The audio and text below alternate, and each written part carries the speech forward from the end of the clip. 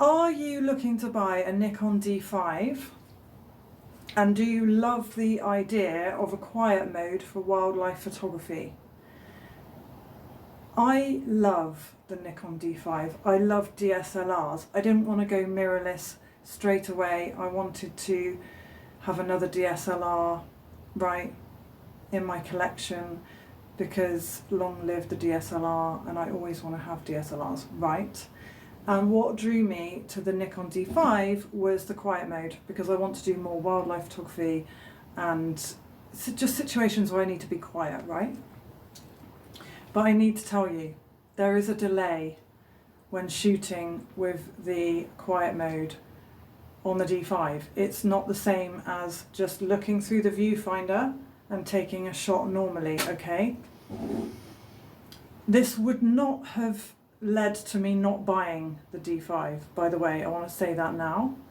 It's a stunning camera, right? But for the quiet mode, if you're doing wildlife photography, you have to use the live view, right? Which firstly, I know I will get used to it, but I'm always used to looking through the viewfinder. I always shoot like this.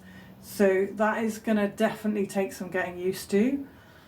But yeah, worse than that, there is a delay. So I'm going to take the photo and it takes about a second after. So I guess burst mode is out of the question. Burst mode's out of the question. Like I said, this wouldn't have been a game changer. I would have still bought the D5 because I wanted a later DSLR model than my D3, right?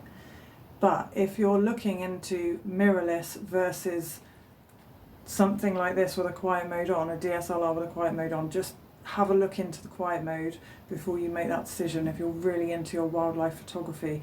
I think for me now, what I will try and do is get a crystal clear, beautiful, sharp 600mm lens for wildlife photography, and then I'll just stand like further back from the wildlife so they can't hear me, you know, and I'll just hide in the bushes. And I'll just use the camera on the normal setting because I'm so used to looking through the viewfinder. And also, I just think when you're doing wildlife photography, the burst mode is really useful.